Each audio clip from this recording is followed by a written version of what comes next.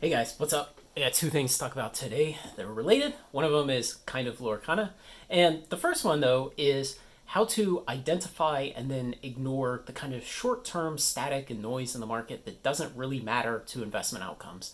And of course, it doesn't matter to investment outcomes if you have the discipline to ignore it, you have the ability to identify it so you know to ignore it. And these are the kind of things that a lot of younger and more inexperienced investors will have trouble with. Things like news articles about, the economy crashing or whatever terrible thing that's going to happen and wipe everything out again.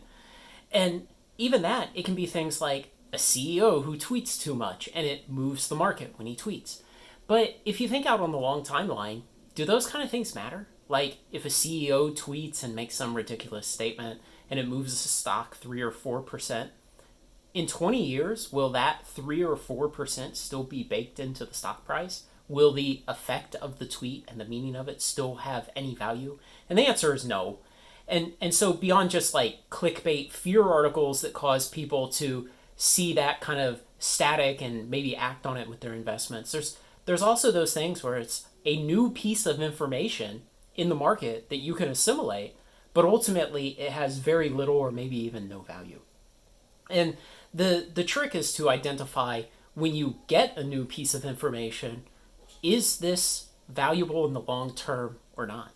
And in the TCG world, we'll have these dramatic things like leaks, and we'll have print run speculation and stuff like that. That just in the long term, it doesn't really matter. A set's going to come out, it's going to have certain cards in it, it's going to be emotionally received well or not, it's going to have good play value or not.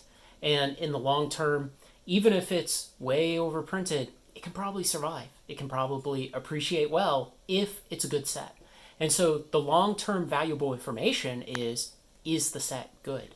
Not the short-term kind of noisy nonsense of what's the card value today and what are the big hits and what are the cards that are selling out and even what's the print run. I would argue, and I've made videos about it in the past, that print run numbers don't really matter in TCG investing, because if it's a good set like original Commander Legends or Modern Horizons 2, it pretty much doesn't matter how much they print. The market will absorb it, people will enjoy it, and on the long timeline, the assets will appreciate faster than normal. And so now I'll kind of get into Lorcana a little bit and use it as a little bit of an example of short-term noise that doesn't matter. And I know I've previously told some of you that I would do one video on Lorcana like I kind of do on subjects I'm dismissive of, but I think Lorcana is going to be an interesting thing to talk about for a little while. And the specific thing I want to talk about is this lawsuit that came out 10, 12 days ago now, where Upper Deck is suing Disney. And Upper Deck says that they had previously employed a gentleman who is now maybe the lead game designer on Lorcana. It doesn't really matter. And they're saying that basically he took trade secrets with him. He took the design of a as yet unannounced Upper Deck game, and then he went to Disney and he basically took all that work, stole it, went to Disney, and made Lorcana out of it. And a lot of the lawsuit, from going and reading several articles about it, seems to center around the fact that when this person left Upper Deck, they paid him some kind of severance. And typically in the corporate world, as part of a severance like that, you sign a contract where you agree to do and not do certain things. Like you agree to protect your former employer's trade secrets, or a non-disparagement clause is sometimes part of it, where you just agree you won't shit talk them on social media, things like that.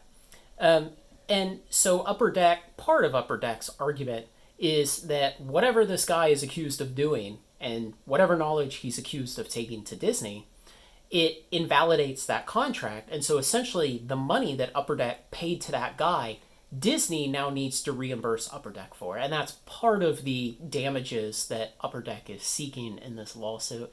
And now there are other issues in the lawsuit, like, well, he stole intellectual property, maybe, and, he stole this game design. I don't know what the legalities of that are. I mean, the thing that we always kind of bandy about in the TTRPG world is the courts in the US have repeatedly ruled that you cannot copyright game mechanics. So game mechanics are a free-for-all.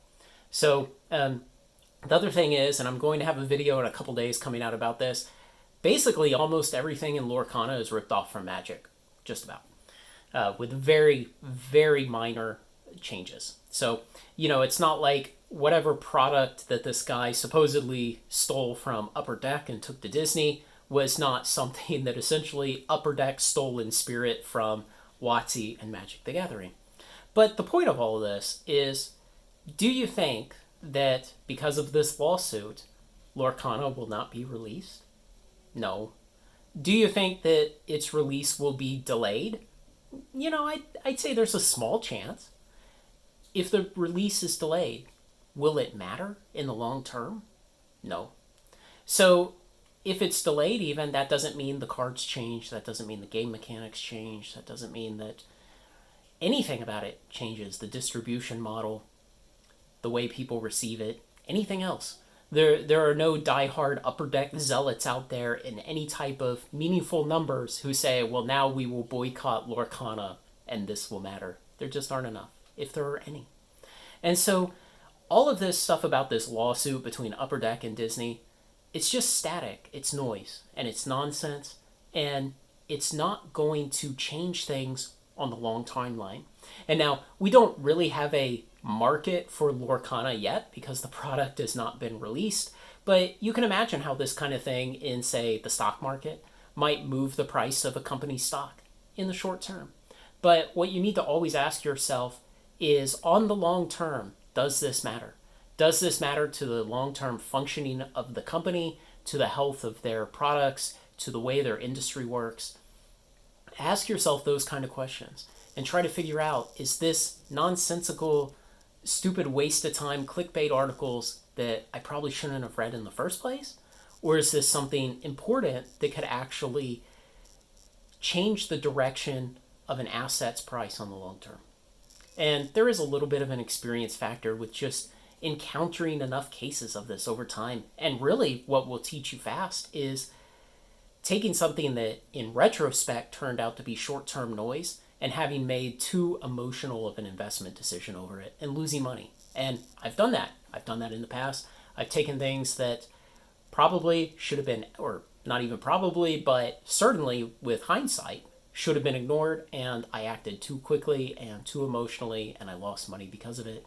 And that's the kind of experience that makes you retrospective about thinking about whether or not this is an important long-term piece of information or just clickbait junk to get eyes on ads on another article.